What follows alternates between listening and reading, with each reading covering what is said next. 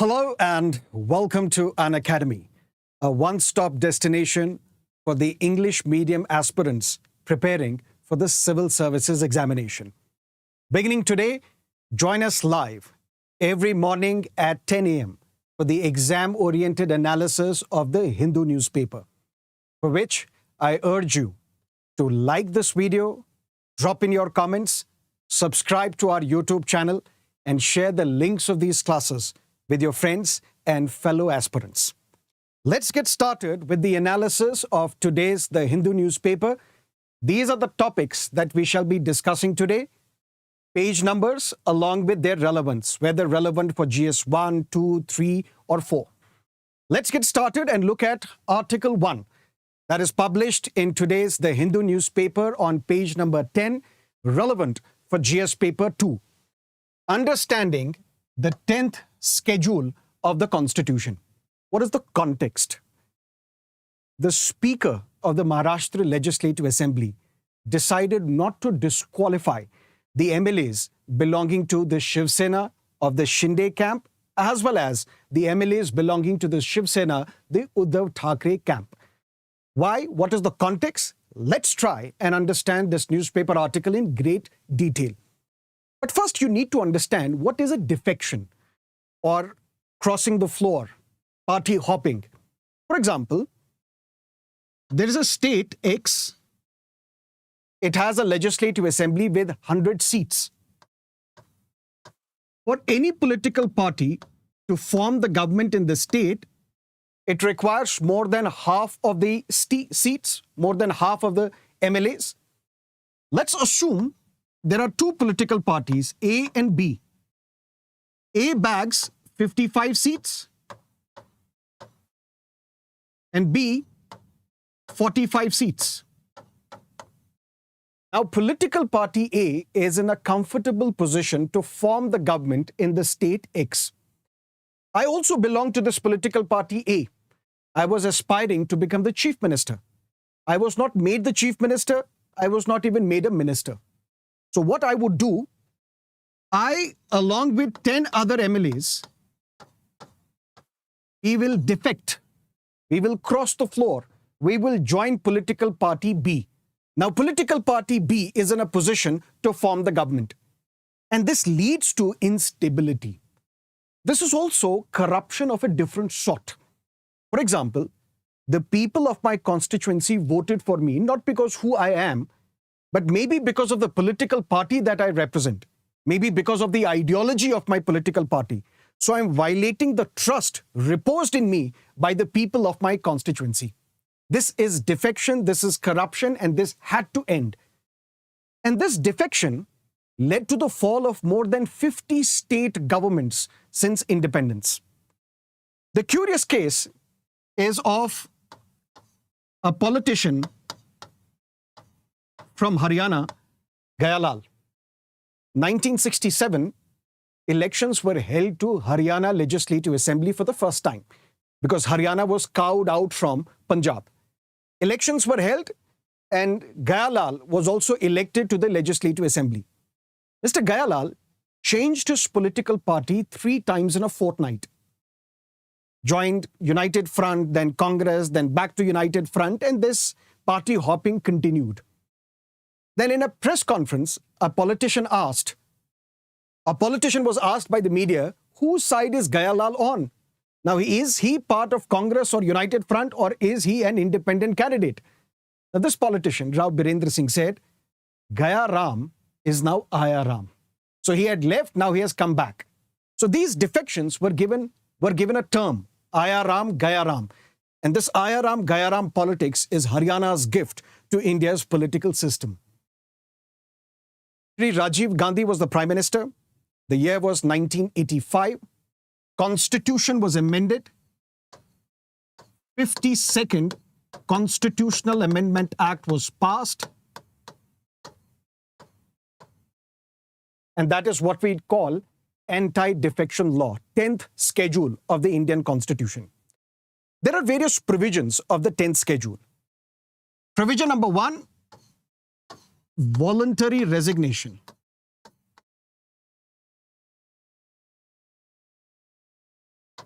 if I am a member of a house belonging to a political party, member of a house can be Lok Sabha, Rajya Sabha, Legislative Assembly, Legislative Council.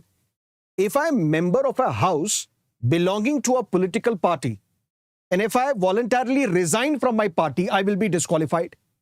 So if I was elected to the house on the ticket given by the Congress party, after my election, if I defect, if I voluntarily resign, if I join BJP or any other political party, I will be disqualified under anti-defection law.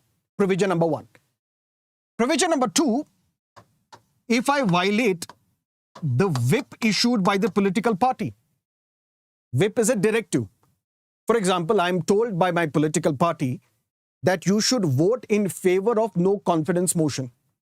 If I vote against no confidence motion, or if I abstain, that means I am doing something which is contrary to the whip, to the directive issued by my political party, I shall be disqualified. But here, the political party has 15 days.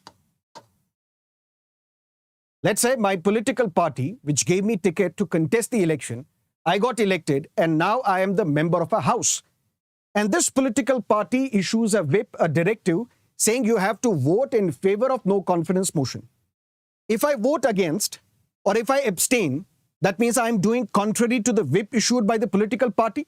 Ideally, I should be disqualified. But within 15 days, if the political party condones my action, condones the violation of the whip issued by the political party, then I will not be disqualified. But if after the expiry of 15 days, if it is thought that yes, this legislator has violated the whip issued by the political party, should be disqualified from the house. Third provision, what if I am an independent member of the house? I contested the election, not on the ticket issued by any political party, but I contested as an independent candidate. As an independent candidate, I cannot join any political party after the election. And if I join any political party after my election as an independent candidate, as an independent member of the House, I will be disqualified under the provisions of the 10th schedule of the Constitution. Similarly, what about a nominated member? For example, there are nominated members to the Rajya Sabha, nominated by the President. These nominated members, after their nomination, can they join any political party? Yes, but within 6 months.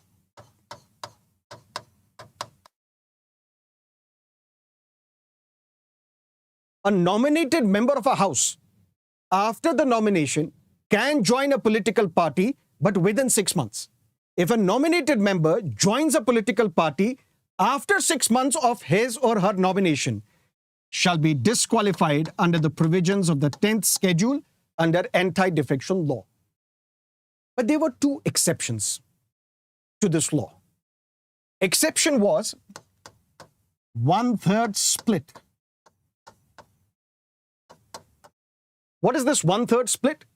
For example, my political party has 30 members in the Legislative Assembly.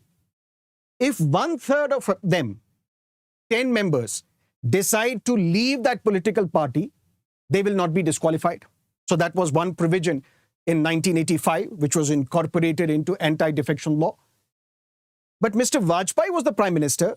Anti-defection law was amended, and this provision of split was removed.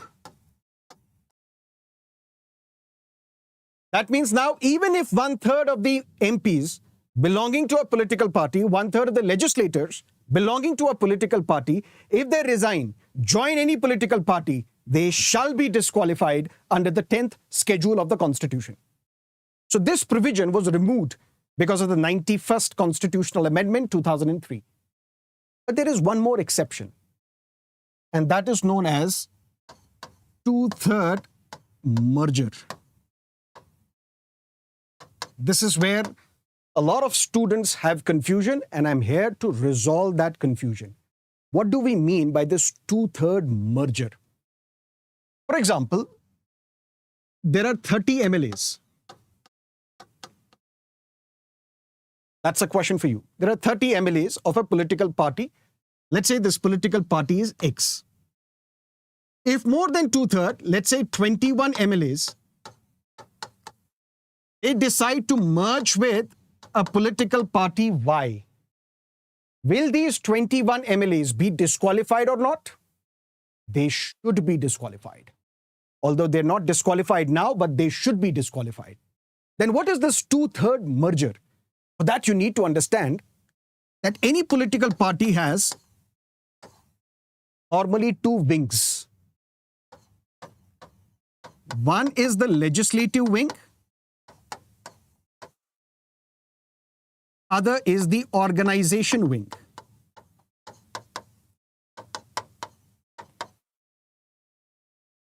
Any political party, if it wants benefit from the Election Commission of India, has to register itself with the Election Commission of India.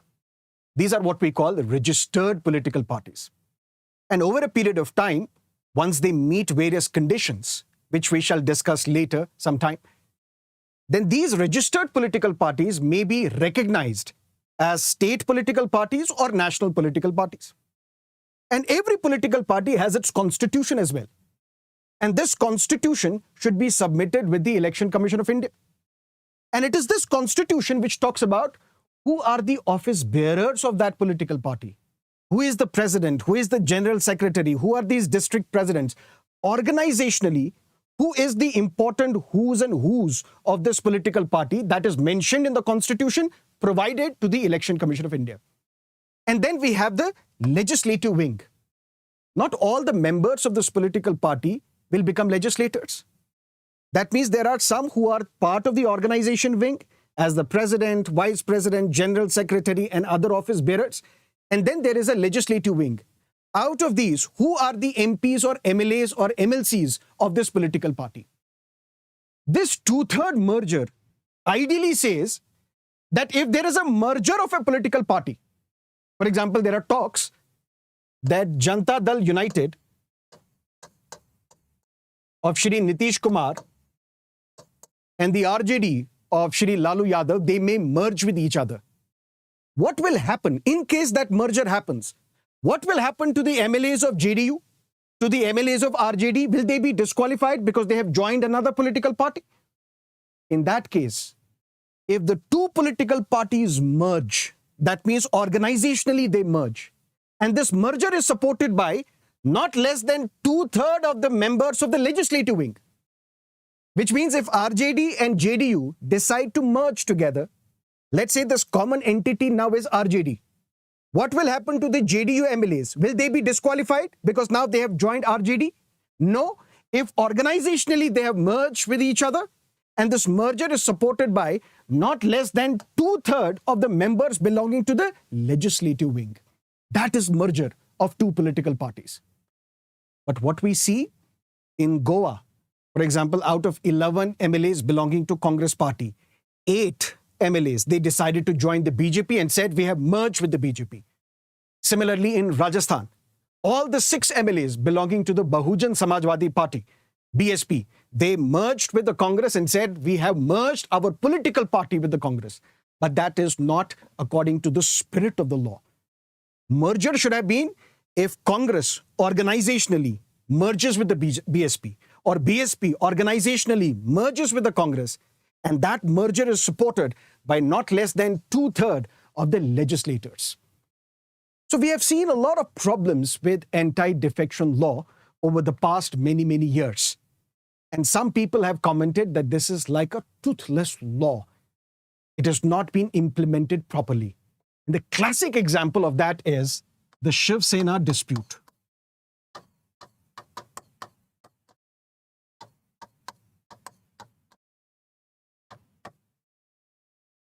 What is that dispute? 2019, elections were held to the Maharashtra Legislative Assembly. No political party got the majority on its own, although the BJP emerged as the single largest party. But then Congress, NCP and the Shiv Sena decided to come together to form the government. Shri Uddhav Thackeray became the chief minister of the state of Maharashtra. But then there was a split in the Shiv Sena. Some members belonging to Shiv Sena, they rebelled against Shri Uddhav Thackeray and they sided with Mr. Eknath Shinde.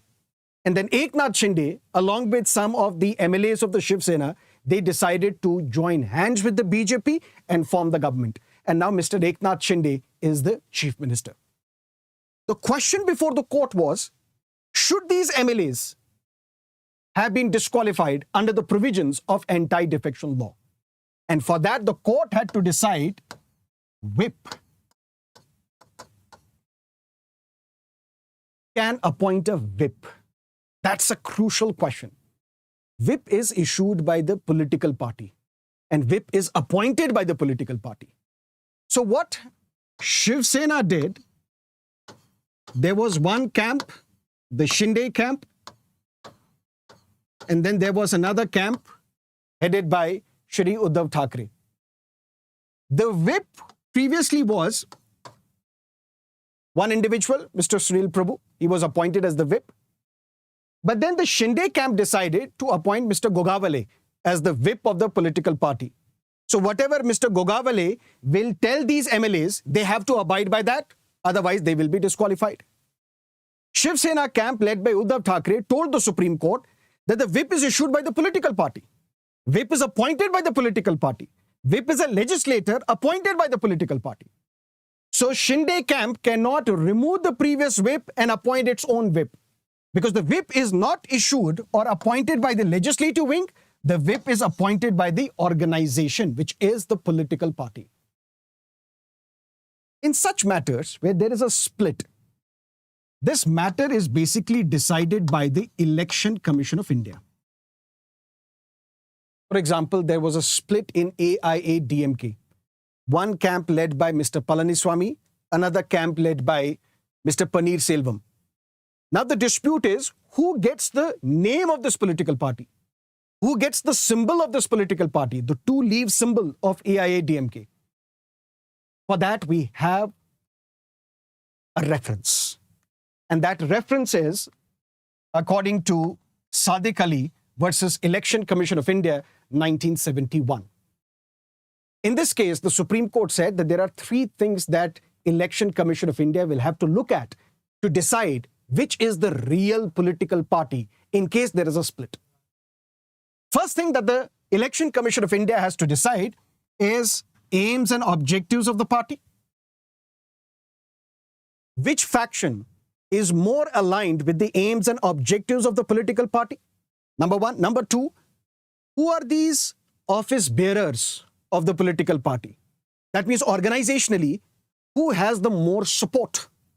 And legislative wing, who has the more support? In a sense, if now there are two camps, which camp is the real Shiv Sena? That's the question that Election Commission of India has to decide. And how will Election Commission of India decide? First, by looking at which camp is more aligned with the aims and objectives of the Shiv Sena. That's number one. Number two, give us the copy of your constitution. And in your constitution, you would have mentioned the organizational wing. And then there are legislative wing as well. Those who are part of this political party but belongs to the legislature. We will have to decide in the organization of the Shiv Sena, who has the more support? The office bearers, whether majority support Shinde camp or whether majority are with the Uddhav Thackeray. And then it has to decide legislature, who has the more strength, who has the majority in the legislative wing of Shiv Sena. Last year, when Election Commission of India had to decide which is the real faction, which is the real Shiv Sena, Election Commission of India said Shinde faction is the real Shiv Sena. But in deciding this, Election Commission of India did not look into the organizational support. Election Commission of India did not look at, in the organization, who commands the majority, which faction has the majority. Why? Because Election Commission of India said that in 2018, the constitution of Shiv Sena was changed. And that updated constitution, that copy was not provided to Election Commission of India. So when we do not have the copy of the updated constitution of Shiv Sena with us, so we cannot decide on the basis of the organization which camp has the majority. And that means we will decide on the basis of the legislative strength. In the legislature, in the Legislative Council of Maharashtra, in the Legislative Assembly of Maharashtra, which camp has the more majority? Which camp has the more support? Majority MLAs and MLCs, whether they support Shinde faction or the Uddhav Thackeray faction. And ultimately, Election Commission of India decided that the real Shiv Sena is the Shinde faction of Shiv Sena because they command majority in the legislative wing of Shiv Sena. Majority of the MLAs and MPs and MLCs, they support the Shinde faction. But then Election Commission of India, it decided that Shinde faction is the real Shiv Sena. But now the court had to decide, the Supreme Court had to decide last year, whether those MLAs who defected, who rebelled against Shri Uddhav Thackeray, who now changed the whip of the political party, appointed Mr. Gogawale as the whip of the political party, whether that is valid or not, whether these MLAs should be disqualified or not. But the Supreme Court threw the ball in the court of the Speaker of the Maharashtra Legislative Assembly. Why? Because all questions of disqualification under anti-defection law are decided by the Speaker. And now Speaker had to decide whether these MLAs belonging to the Shinde faction, whether they should be disqualified for violating the whip issued by Mr. Sunil Prabhu, or the MLAs belonging to the Uddhav Thackeray camp, whether they should be disqualified for violating the whip issued by the Gogawale, Mr. Gogawale, who was now the whip appointed by the Shinde faction of Shiv Sena. And the Speaker decided that we will not disqualify any of these MLAs. The Speaker said it is the Shinde faction which is the real Shiv Sena, although that is not the job of the Speaker. And that is why this ruling of the Speaker has come under tremendous criticism. That's the job of the Election Commission of India to decide which faction is the real Shiv Sena. And in fact, Supreme Court had told the Speaker of Maharashtra Legislative Assembly last year that you cannot make the Election Commission's ruling as the basis of your judgment. That means just because the Election Commission of India has said that Shinde faction is the real Shiv Sena, on this basis, you cannot decide, you should not decide whether these MLAs belonging to the Shinde faction should be disqualified or not. But even then, the Speaker said, I will not disqualify these MLAs belonging to the Shinde faction because Shinde faction is the real Shiv Sena. And I will also not disqualify the MLAs belonging to the Uddhav Thackeray camp because of some technicality. And what is that technicality? The Speaker said, the whip which was issued by Mr. Gogawale to these Uddhav Thackeray-led MLAs, that whip was not delivered to them on time. And that is why I cannot disqualify them for violating the whip issued by the political party. And that is the focus of this article. The focus of this article is on some reforms. How can anti-defection laws be made stronger and impartial? And for that, there are two suggestions given in this article. What are these suggestions? Suggestion number one. And for that, we have a context. Context is the Intan Fali Nariman judgment.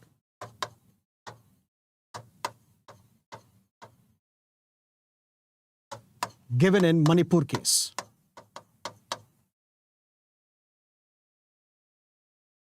Mr. T. Shyam Kumar, he was elected to Manipur Legislative Assembly on the ticket given by the Congress party.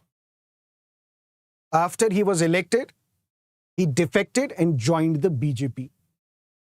And in the BJP government in Manipur, he was appointed as the forests minister as well. Matter went to the court. The Supreme Court was told that Mr. T. Shyam Kumar should be disqualified because he has violated anti-defection law. The Supreme Court gave multiple reminders to the Speaker of the Manipur Legislative Assembly, please take a decision, because under anti-defection law, the Speaker has to first act on these disqualification petitions. But ultimately, when the Speaker was reluctant to take a call, to take a decision, the Supreme Court invoked Article 142. Article 142 is an extraordinary power of the Supreme Court. The Supreme Court can issue any order so as to provide complete justice in a particular case. And invoking Article 142, a two-judge bench of the Supreme Court, headed by Justice Rohinton Fali Nariman, said, Mr. T. Shyam Kumar, you are removed as a minister.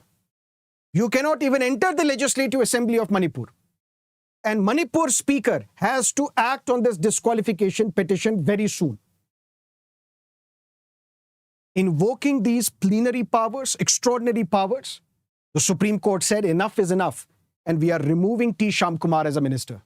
Otherwise, ministers are appointed by governor on the advice of the chief minister. Ministers are removed by the governor on the advice of the chief minister. But this time, Supreme Court has removed a minister, invoking a power under Article 142.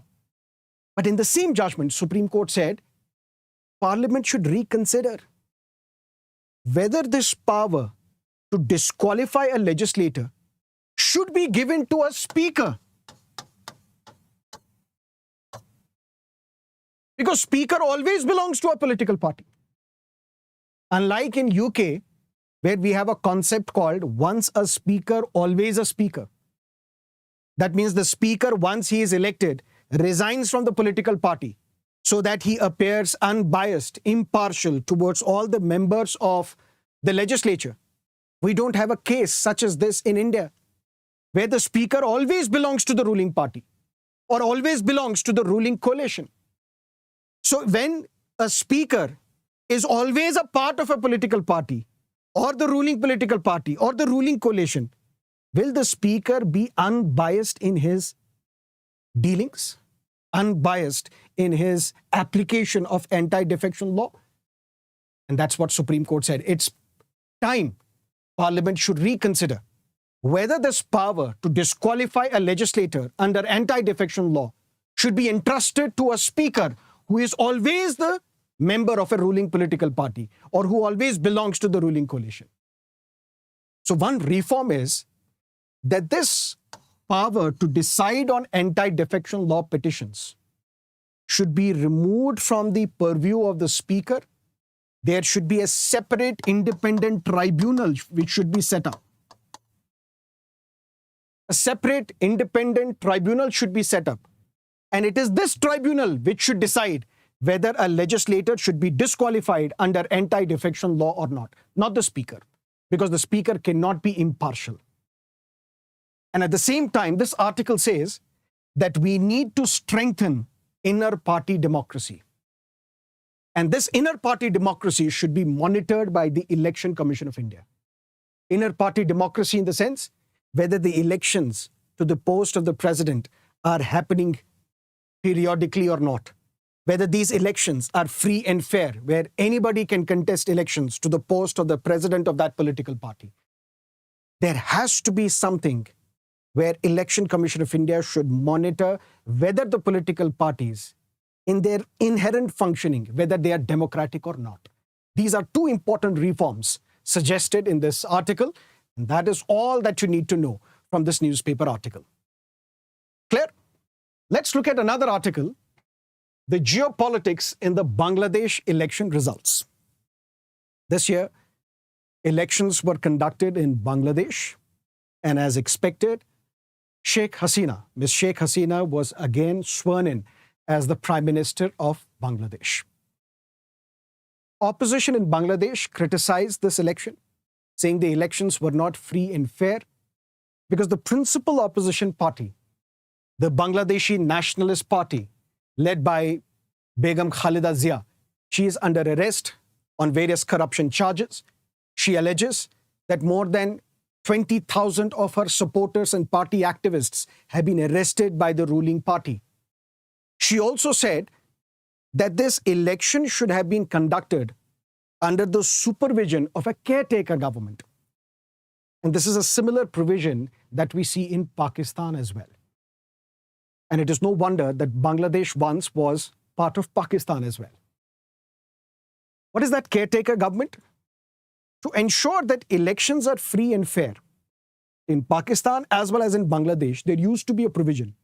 Now, this is not a provision in Bangladesh because when Sheikh Hasina became the Prime Minister of Bangladesh in 2009, in the year 2011, Constitution was amended in Bangladesh, where it was said that there is no need for a caretaker government to organize elections or to supervise elections. In Pakistan, whenever the legislature is dissolved, whenever the parliament is dissolved, then a caretaker government comes in. This caretaker government presides over the election machinery, in a sense, ensures that free and fair elections are conducted. Begum Khalida Zia says that caretaker government should have been appointed. So under the neutral caretaker government, elections should have been conducted. Then these elections should have been and could have been free and fair. But since that provision was deleted from the constitution in 2011, the elections which were conducted this year in Bangladesh are far from free and fair. That is why this election has been heavily criticized. But be that as it may, let's look at the implications. India and Bangladesh.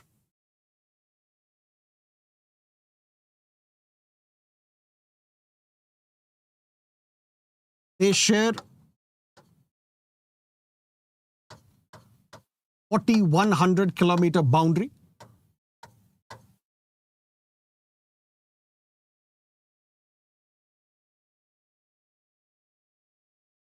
Not just sharing boundary. India and Bangladesh, they share deep cultural, historical, as well as economic ties. Let's not forget, it was the 1971 war between India and Pakistan which led to the emergence of Bangladesh as an independent country. So India has played a very important role in the emergence of Bangladesh as an independent sovereign country on the world map. Historical reasons, cultural reasons. The people culturally are very close to each other as well. And this is reflected in the IPL as well. The involvement of Bangladeshi players, particularly in the Kolkata Knight Riders in IPL. That's testimony of the fact that we have deep cultural ties with each other. Not just that, Rabindranath Tagore, Gurudev, who has penned the national anthem of India, JANMAN, and at the same time penned the national anthem of Bangladesh, Amar Sonar Bangla. So there are deep cultural, historical, and economic ties between India and Bangladesh. In 1971, when Bangladesh emerged as an independent entity, Sheikh Mujibur Rahman was the founder of Bangladesh as well as the first prime minister. He made a foreign policy which was non-aligned, just like ours. After the Second World War, when the world emerged bipolar, there were two superpowers which emerged on the world scene, one led by United States, the other led by USSR.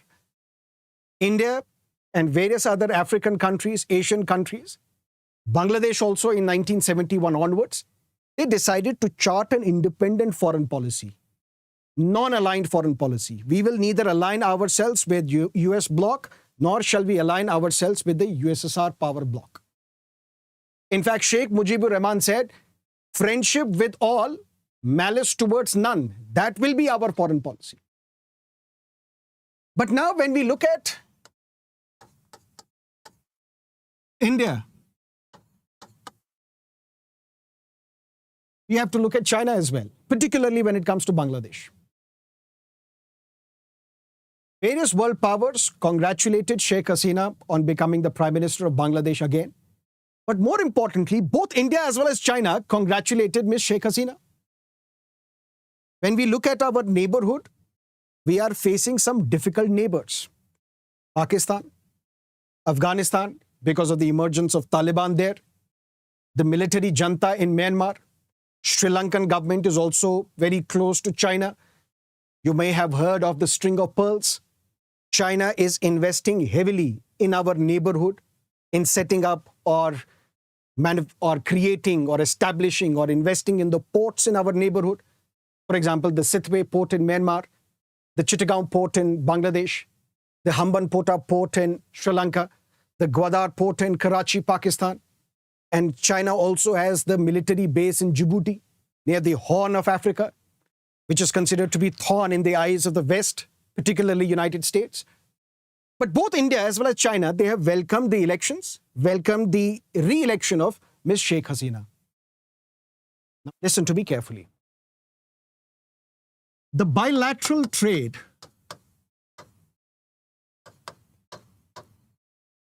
between India and Bangladesh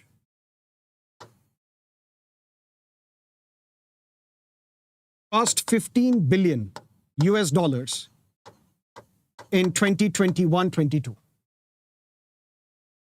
This bilateral trade between China and Bangladesh crossed $25 billion in the same period. China has invested $10 billion in various Belt and Road investments. China has an ambitious Belt Road initiative, which you would be knowing. $10 billion worth investment China has carried out in Bangladesh. Not just this. Bangladesh imports 1,140 megawatt of electricity from India. 1,140 megawatt of electricity from India. And China has funded $450 billion to Bangladesh to ramp up domestic power generation. Not just this. India has given $500 million of credit to Bangladesh. To do what? For various defense imports. If you have to import defense-related products, ammunition, for that we will give you 500 million credit. And Bangladesh is the second largest importer of Chinese arms. China is also investing heavily in Bangladesh. India has deep economic, cultural, historical ties with Bangladesh, and it is one of the shining spots of India's foreign policy today. 2009, when Begum Khalida Zia was the Prime Minister of Bangladesh, even prior to that, that government was hostile to India, hostile towards India. In fact, Bangladesh was giving safe havens to some anti-India terrorist and militant organizations. In fact, the government of Bangladesh was very close to Pakistan's Inter-Services Intelligence, the ISI. It is only after Sheikh Hasina came to power that the relationship between India and Bangladesh normalized.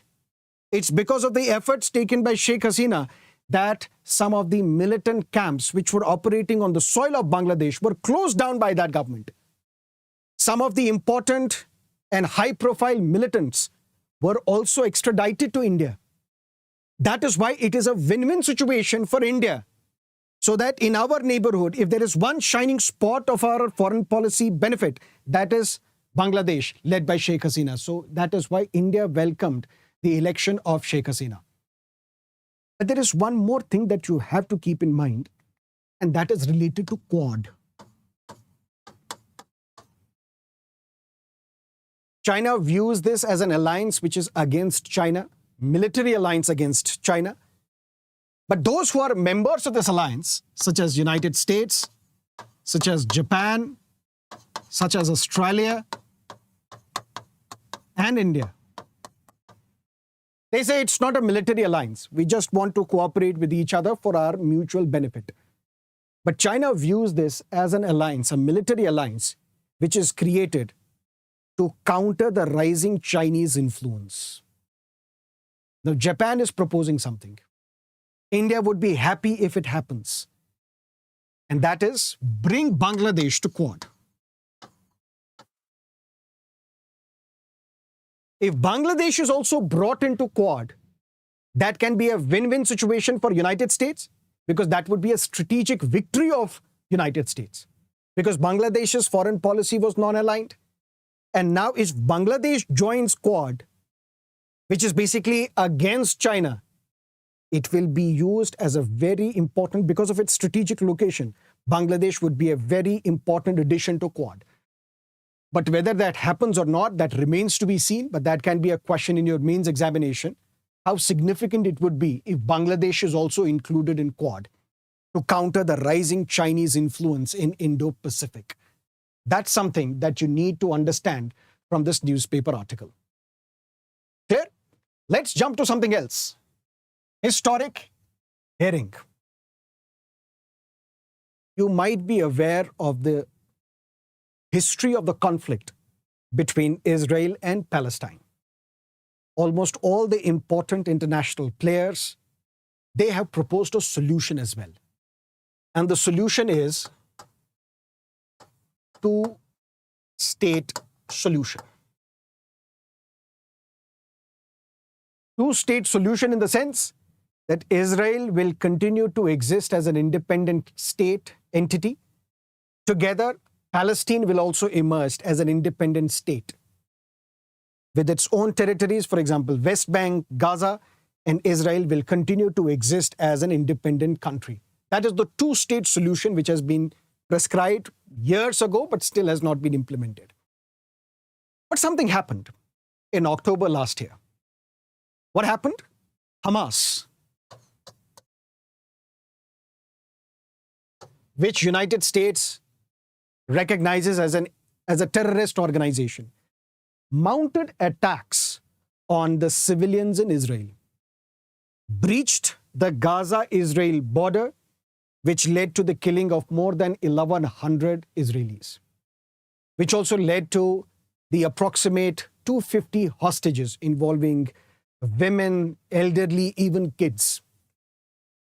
This was considered to be the most draconian attack on Israeli citizens after 1960s, one of the worst attacks perpetrated against Israel by Hamas or any other entity. And how did Israel react to these attacks by Hamas? Mounted an all-out attack on the Hamas, the leaders of Hamas in Gaza, bombarding hospitals as well, which led to the killings of thousands of citizens in Palestine as well, in Gaza specifically. And now the international community, or some members of the international community, are calling this a genocide. Israel says we have to defend ourselves because of the attacks by Hamas. International community, Hamas and others who are sympathetic to the Palestinian cause, they are calling it genocide. But what is a genocide? According to 1948 United Nations Genocide Convention, if there is a deliberate acts to completely or partially destroy what? A national group, an ethnic group, a religious group, a racial group. That is what is genocide. United Nations Genocide Convention says if 5 acts are committed by states, these 5 acts, their intention is to either completely or partially destroy whether a national group or an ethnic group or a racial group or religious group, it amounts to genocide. And what are these 5 acts? One such act is if you are preventing births. International community says the way Israel is bombarding the hospitals of Gaza, it is basically preventing births, which basically is genocide. bodily harm or mental harm that you are committing against these groups, it is genocide. If you are transferring children from this group, if you are forcibly transferring children from that group, it is genocide. If you are killing with the intention to destroy that group, that is a genocide. If you are creating a situation where the living standards of these people are also criminalized, that is genocide. And now what has happened? South Africa has taken Israel International Court of Justice, calling an end to this genocide, taking action against Israel, and at the same time calling for something in the intermediate. International Court of Justice is one of the 6 principal organs of the United States. It's based out of Hague in the Netherlands. International Court of Justice, it has 15 judges. These judges are elected by United Nations General Assembly and United Nations Security Council. The term is 9 years. Are you aware that there is one Indian who is also a judge on the International Court of Justice Tribunal? Dalveer Bhandari. Mr. Dalveer Bhandari, who was previously the judge of the Supreme Court, previously was also the Chief Justice of the Bombay High Court. He is one of the judges on the International Court of Justice. And now this International Court of Justice is hearing arguments from South Africa as well, from Israel as well, and now will have to decide what will happen to this case. You might have read in the newspapers that there are 17 judges. But sir, you said only 15. So what is correct? 17 or 15? 15 is correct. But then there are 2 ad hoc judges. Who are these ad hoc judges? For example, these 15 judges, none of them belong to South Africa or Israel. The case has been filed by South Africa against Israel at the International Court of Justice. But none of these 15 judges belong to either South Africa or Israel. In such a situation, where there are 2 parties to a dispute and none of their representatives are at the ICJ, it is possible to have 2 ad hoc judges, one belonging to South Africa, other belonging to Israel, who will sit on this tribunal at The Hague in Netherlands to decide on this question. And South Africa opened. South Africa said this is clearly genocide. How? Look at the bombings on the hospitals in Gaza, which clearly points out that your intention is to destroy a national group or an ethnic group or a racial group or a religious group, either completely or partially. You are preventing births, which means it is genocide. You are subjecting people to mental and bodily harm, which is genocide. And South Africa says, look at the speeches given by the politicians from Israel. Look at the speeches and the statements given by important government officers belonging to the Israeli government. All of them are calling for genocide, which means it is a genocide. But till the time you decide whether it is genocide or not, we need a relief. And what is that relief? The relief is halt to the military operations in Gaza. We are calling for a temporary relief. Till the time ICJ decides whether this is indeed genocide or not, we need a temporary halt on the military operations carried out by Israel in Gaza Strip. Israel has also responded, saying this is not genocide. We are here to defend ourselves. And don't go by the statements given by various politicians or government functionaries in Israel. At best, you can call them rhetoric. These do not reflect our ideas. But the decision given by ICJ have to tell me, is it binding or not? The decision given by ICJ is binding. But technically, it becomes useless. Why? Because ICJ does not have a police force to enforce that ruling. In October 2022, the International Court of Justice asked Russia to halt military operations in Ukraine. Nothing happened because ICJ decisions, although they are binding, but they don't have any police force to enforce these verdicts, to enforce these rulings. But who can enforce? United Nations Security Council.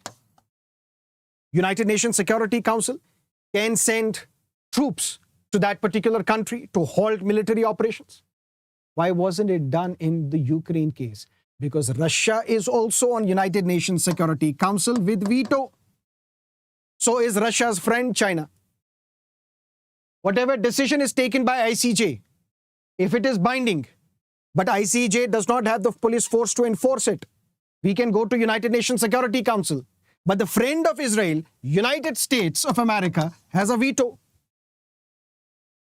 That is why people say that whatever be the outcome of this case at the ICJ, it may not have any important implication security-wise, but it will be important legitimacy-wise.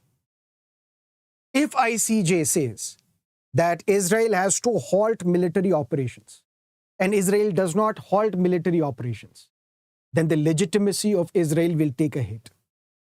People around the world will realize that Israel is an entity which does not believe in the world order, which does not believe in the peaceful coexistence.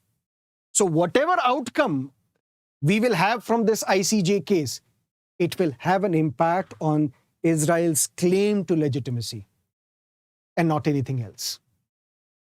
That is what you need to understand from this editorial. A provisional order by ICJ on Israel will cast shadow on legitimacy of its war. It will take a lot of time, maybe many years, for ICJ to decide whether it indeed is a genocide or not. That will come much later, many years later for that matter. But provisionally, this provisional order, if it is issued by ICJ, asking Israel to halt military operations, that would be significant.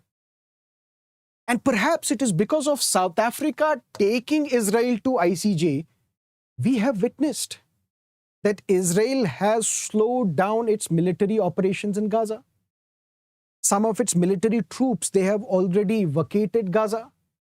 The presence of Israel in Gaza has minimized. And the very fact that Israel agreed to put forward its point of view before ICJ means that Israel is also very serious about this matter. That is what you need to understand from this newspaper editorial.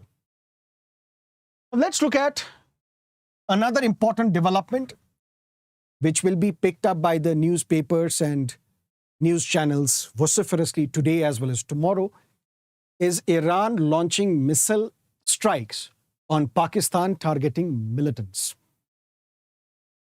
Israel has attacked what it calls Israeli, or Iran, as it says, Iran has launched attacks on what it calls Israeli spy headquarters in Iraq.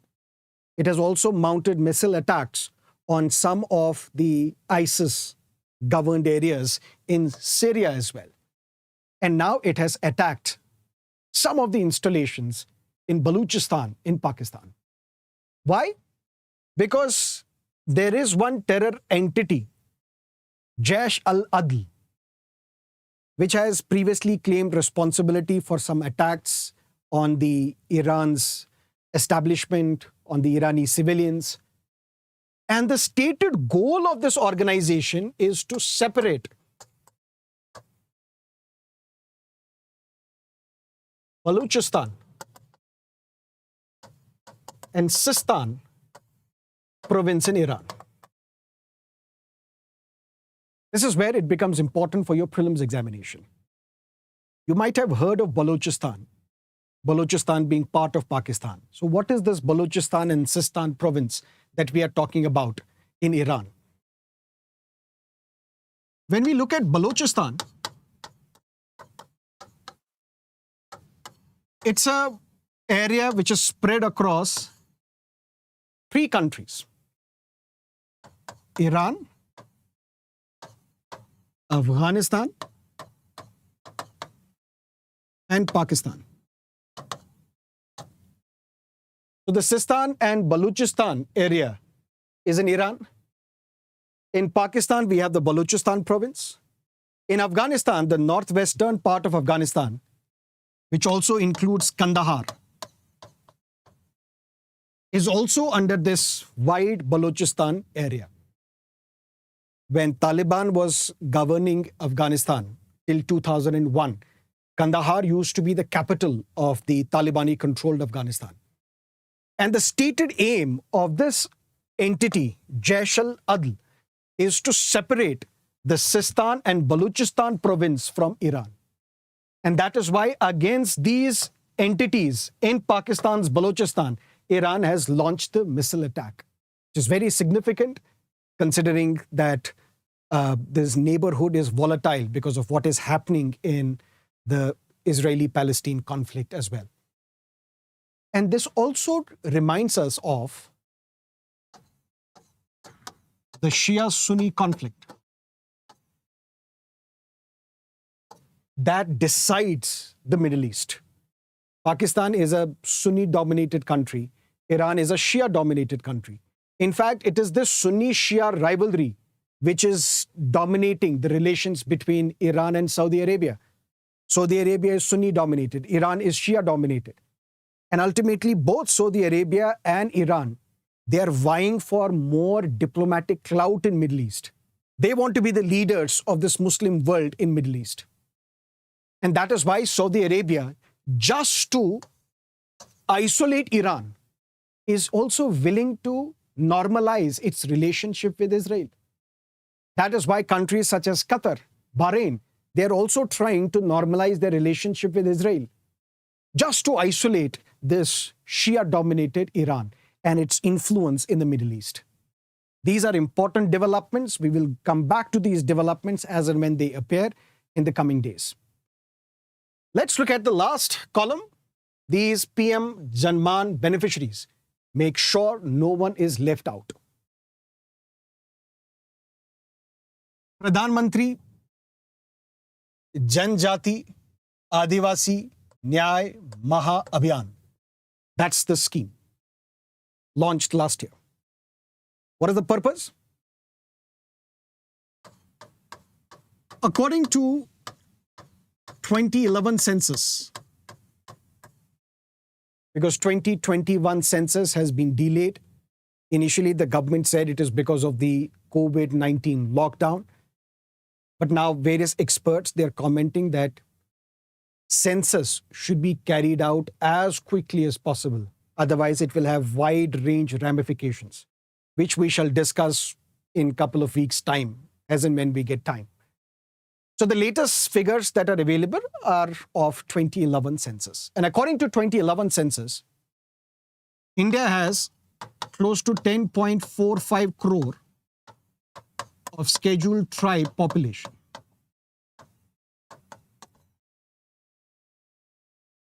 Clear? 75 such communities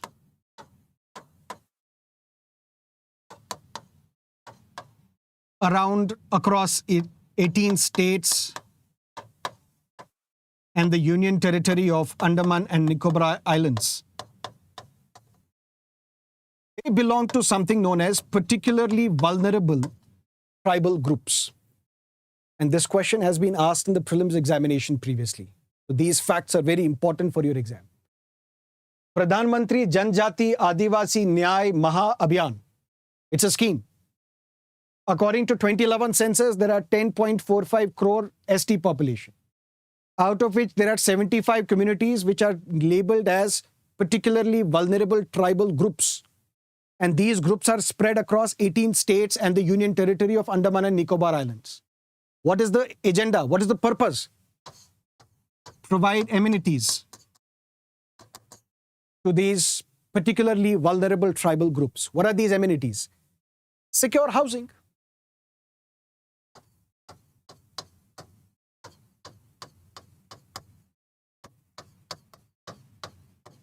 clean drinking water, education, health, nutrition, sanitation, roads, and telecom connectivity. That is what we want to provide to these particularly vulnerable tribal groups. And that is why the government has decided that this scheme will be implemented under the Ministry of Tribal Affairs. And it will be jointly implemented with the states as well. So central government will contribute close to 15,000 crores on this, and the remaining close to 8,000 crore will be contributed by the states, so that we can provide these basic amenities to particularly vulnerable tribal groups. And initially, the target would be 100 districts.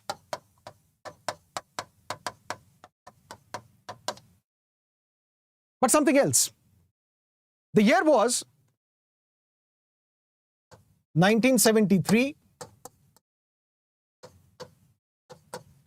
when Debar Commission coined a term known as primitive tribal groups, PTGs. A distinct group was created. That means of all the scheduled tribes, there are some primitive tribal groups. This term was coined by the Debar Commission in 1973. Who are these primitive tribal groups?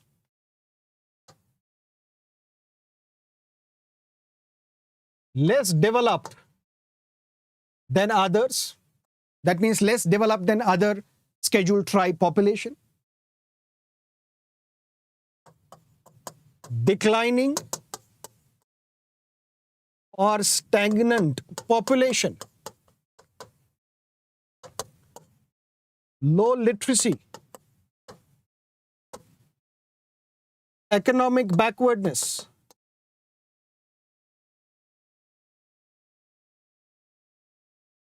Pre-agrarian economics. So of all the tribals that we have, the Debar Commission said we should identify some as primitive tribal groups. How can we identify them? Some of these tribals, they have declining population or a stagnant population. They have low literacy. They are less developed than others. They are using pre-agrarian economic tools. They are least developed. So we will call them primitive tribal groups. In 2006, the government decided that we will call them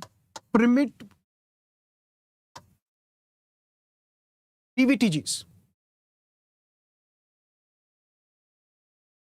Particularly vulnerable tribal groups. That term was used in 2006.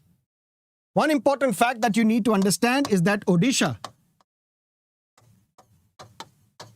has the highest number of particularly vulnerable tribal groups in its population.